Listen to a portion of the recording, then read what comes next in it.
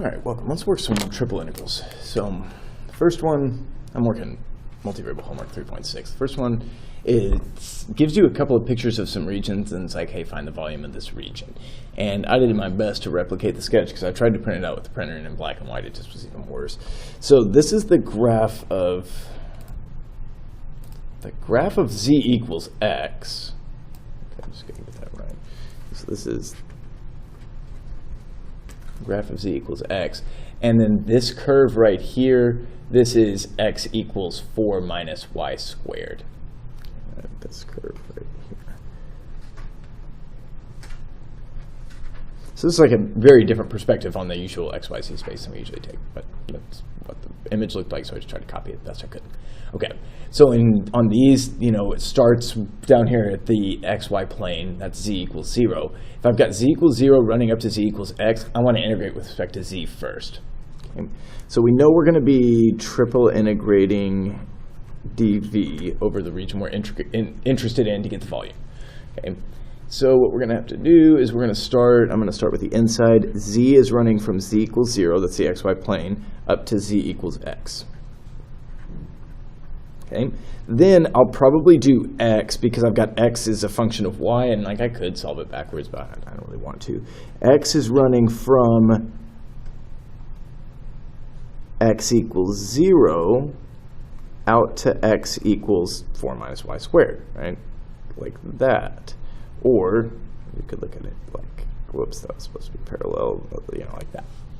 Okay, so x is running from 0 to 4 minus y squared, and then y is going from, that would be from negative 2 to, or from negative 2 up to 2. And we can do this. Okay, so we're going to start by anti-differentiating on z, or on 1 dz. The antiderivative of 1 with respect to z would be z, and then I'm going to plug in z equals x and z equals 0 and subtract them, and I'll just get x. dx is x runs from 0 up to 4 minus y squared, and then we're going to integrate that from negative 2 to positive 2 with respect to y. All right, now an antiderivative here is going to be 1/2 x squared. As x runs from 0 up to 4 minus y squared. Okay. Now I'm going to actually let this thing run from 0 to 4 minus y squared. So when I take, I'm going to take the 1/2 out of here. That's just going to be a much better way to go. Okay, when I square 4 minus y squared, I'll get 16, negative 8y squared, and a positive y to the 4. Okay, and this is going to be easy enough. So that'll be half of 16y minus 8/3 y to the 3rd plus 1/5 y to the 5th as y runs from negative 2 up to 2. All right, now if you notice something about kind of the symmetry of this, the fact that these are odd powers, and the fact that you have a half there, you can go ahead and, use that relationship. But I'm going to assume you don't see how I could just basically plug in 2 and get rid of the half. I'm pretty sure that would work. So it'll be 32 half of 32 minus 8/3 of 8 is 64 over 3. Okay, so then that leaves me with 32/3. 1/5 y to the 5th, that's 32 over 5. Yeah, this is just not something I'm going to really want to simplify. I'm just not going to do it. If you want a decimal approximation, just run that through a calculator. Right? So when I plug in negative 2, I'll get negative 32 plus 64 over 3 minus 32 over 5. And then that's going to be the value of that volume. All right, second one. I'm going to try to draw that one for you also. All right, that's a not a terrible sketch. And this is z equals x times y. And this is, x equals 1 and y equals 1 over there. Okay, so we just want the volume of this region, and we're going to, what are we going to do here? I think we're going to, we're just going to triple integrate as z runs from z equals 0, that's the bottom, this xy plane, up to z equals xy, and x and y both go from 0 to 1. Okay, so,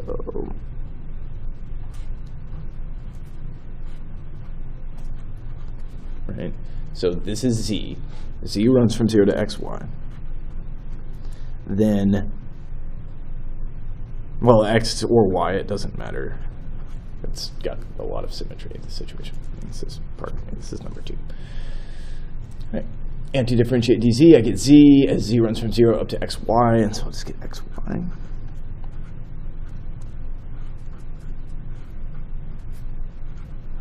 Okay, antiderivative for xy with respect to x is 1/2 x squared y, as x runs from 0 up to 1. And that'll leave me with the integral from 0 to 1. When x is 1, I get 1/2 y, and when x is 0, I get nothing, so that's 1/2 y. And then I anti-differentiate that. I get 1/4 of y squared as y runs from 0 up to 1, and then you just get, that's 1/4. Okay.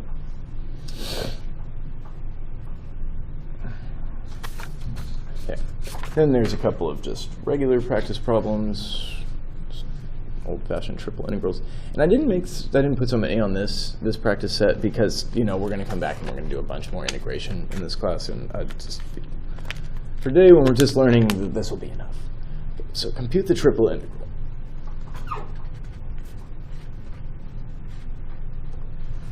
Okay, 0 to 1, 0 to 1, 0 to the square root of 1 minus x squared.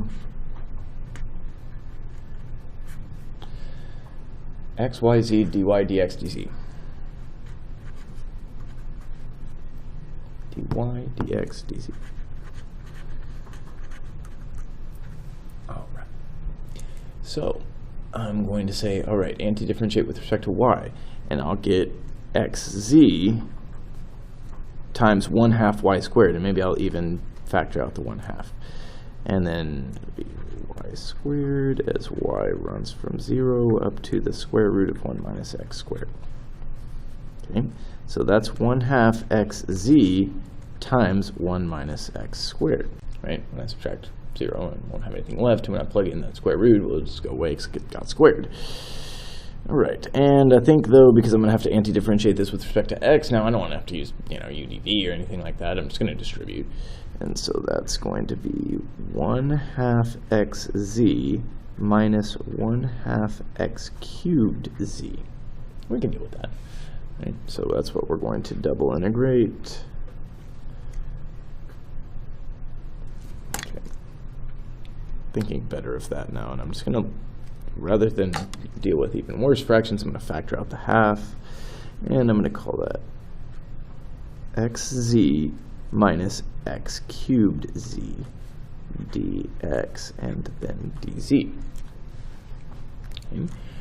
I'm going to anti-differentiate on x.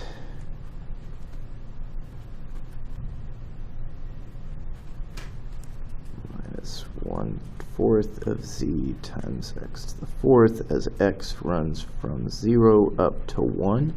And so I'll just have half of z minus 1/4 of z minus 0 minus 0, and then give me 1/4 of z.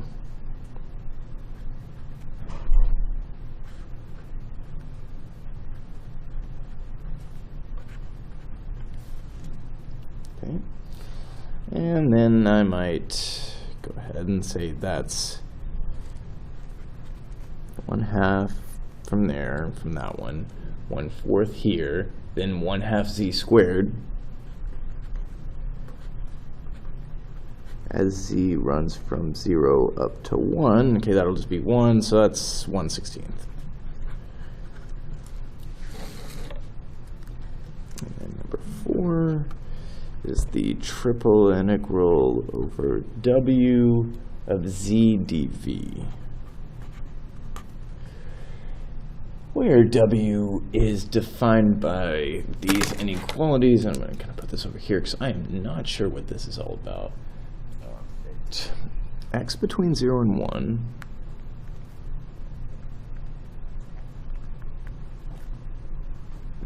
y is between x squared and 2, and z is between x minus y and x plus y.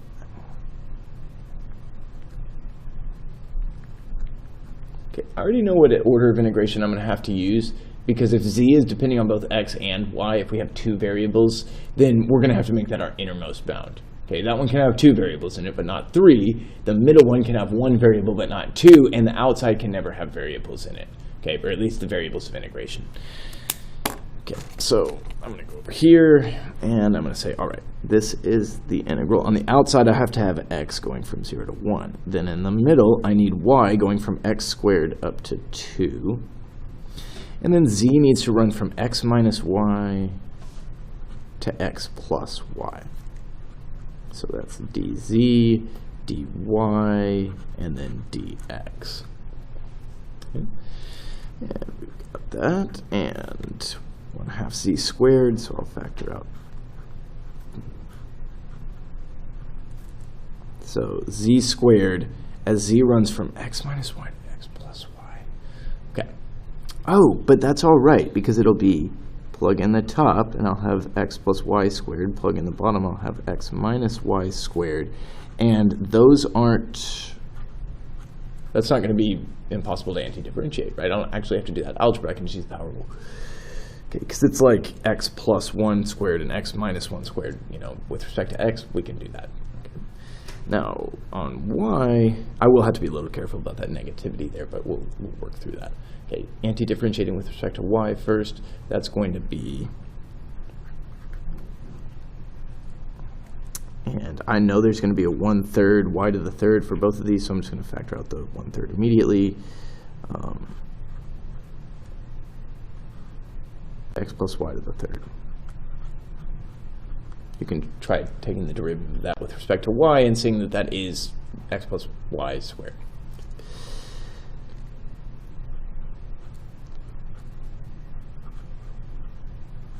Okay, now if I'm taking the derivative of this with the 1/3, with respect to y, I'm going to get 1 times this thing squared times -1 for the chain rule, so that's why I changed that to be a positive. Okay, and as y runs from x squared up to 2. Okay. And I meant to draw you a picture. I just don't know that I can draw a picture of that region. We can definitely say in the xy plane, y is between x squared and 2. We know what y equals x squared looks like. And maybe y equals 2 is right there. Okay, and x is between 0 and 1? Hold on a second. Did I copy the problem wrong? No, I did not copy the problem wrong. It just appears that they're talking about this region here that's bounded below by x squared, above by y equals 2, and just in here. So, interesting region, but I don't know. Whatever. No big deal. We're going to plug in, 2 and x squared for y. So 1/6 of the integral from 0 to 1. When y equals 2, I'll have x plus 2 cubed plus x minus 2 cubed.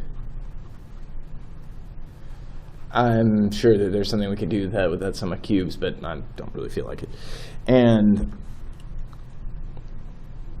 minus when I plug in x squared, so that's x plus x squared cubed.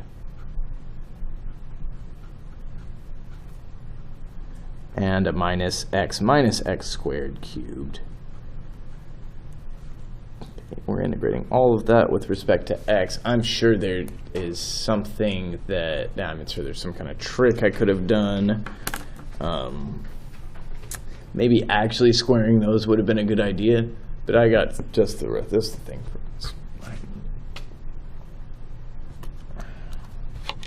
I'm going to go over here. We're going to call for an integral. Maybe I'll even divide by 6. 0 up to 1 of x plus 2 cubed plus x minus 2 cubed minus x squared cubed. Nope, that was supposed to be a plus. I guess I could have just done that and put the other one, but it's all right. X minus x squared to the 3 power with respect to x. And get 1.83333. Obviously, there was some sort of simplification I could have done if this simplifies to 11 divided by 8. Because evidently this whole integral is 11. I don't know. Either way, it's 11 divided by 6. And, yep, that's all the problems for homework 36. Thanks for watching.